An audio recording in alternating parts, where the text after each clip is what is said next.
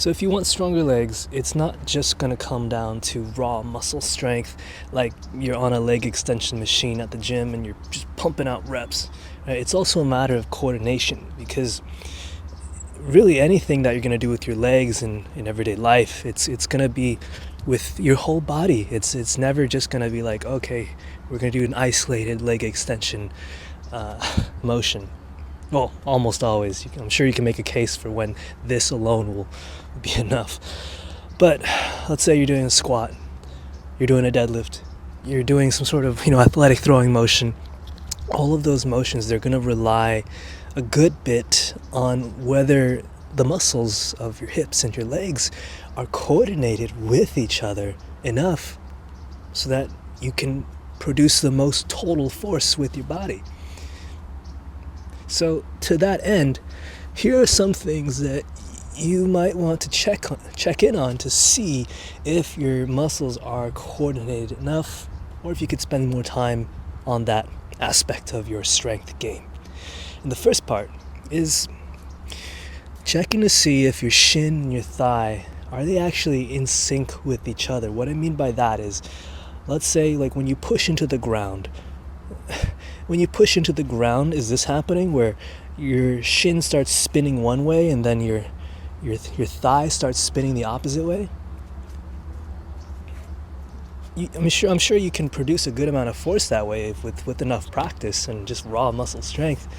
But all else being equal, it's never gonna be as much force as compared to if your thigh and your shin, they're in sync with each other, which means, let's say I'm doing this motion, right? I'm driving off the ground to throw a ball or punch or whatever.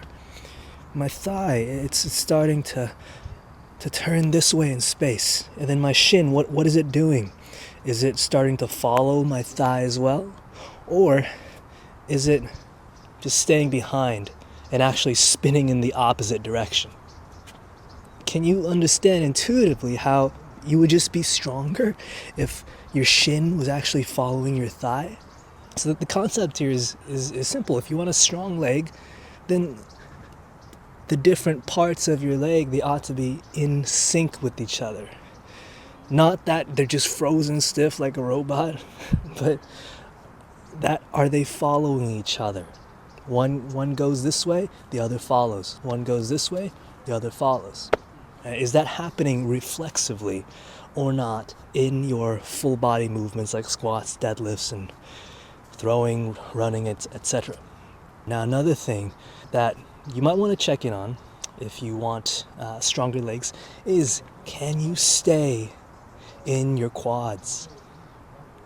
What does that mean?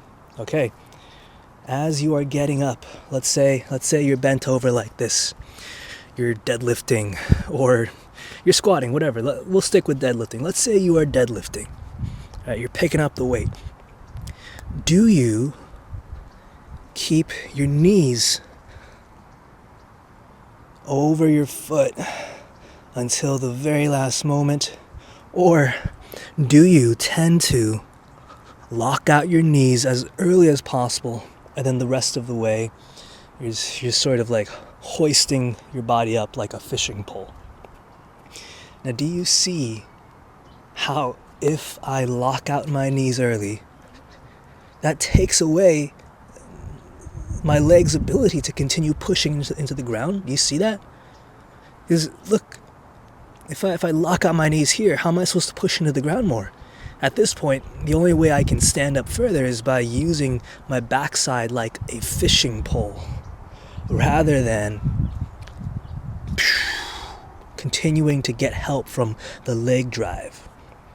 All right, you see that? Boom, I'm pushing with my legs, and finally, I'm stood up. Whereas, boom, okay, lock out my knees. Well, I can't drive into the ground anymore. I'm just going to have to use my body like a fishing pole at this point. And it's not that using your body as a fishing pole is bad. If you're intentionally training that, if that's just what you want to get better at, that's cool. That's cool. There's no wrong thing to train here.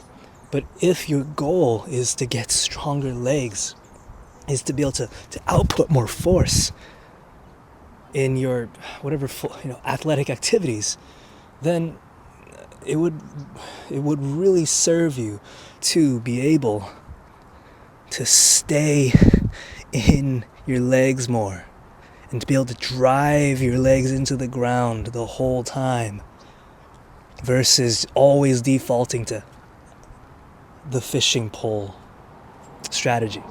So that's another thing to look for if you want stronger legs. Now, another thing to look for, because this video is so comprehensive, is to make sure that you can access your hips. What do I mean by that? Okay, we want to be able to push into the ground with our legs, right? Well, what is at the top of our leg? It's our hips, right? Because leg drive, pushing into the ground, it isn't just a leg extension, right? The leg extension machine in the gym, that's not you driving your leg into anything. The way to drive your leg into something is the top of your leg needs to start bent like this, and then it starts to straighten, and then it transfers that force down the leg all the way into the foot and into the ground, right? So if we lack access to the ability to move first and foremost from the hips, then we lose the ability to effectively drive with our legs. So the thing to watch out for here, to be able to tell, can you actually get into your hips or not, is can you tell your low back and your hips apart? Okay, because you'll see this so commonly, where when people bend over, instead of being able to bend from the hips, see this right here, like sort of my pocket area, my butt area, instead of bending from the butt first and foremost, and then all other bends are secondary, instead the low back bend becomes the first thing to move and the last thing to move. So it would look like this instead. Do you see the difference?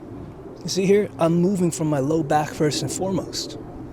Now, this isn't wrong. Like I said earlier, if this is intentionally what you're training, then, great, have at it. Be intentional about what you're training. But if your goal is to get stronger legs, and this is what you're limited to, this is what you always do when you bend over, and what you always do when you try to drive your legs into the ground, then do you see how that's counterproductive? Here, look at it again. Here's me driving my leg into the ground using my hips first and foremost. Boom. Boom. See that?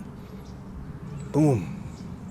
Now here's me not doing that and instead using my low back in place of it.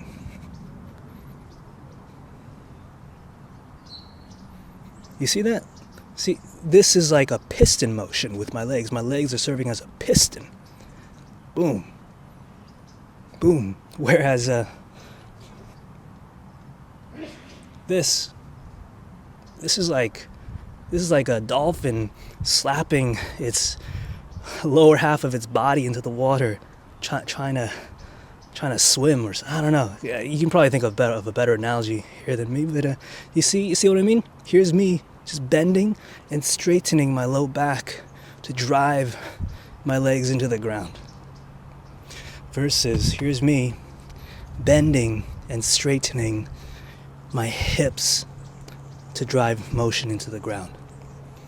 You see what I mean? It's not that rounding the back is bad. It's the question of where are you moving from first and foremost? What joint segment is driving motion?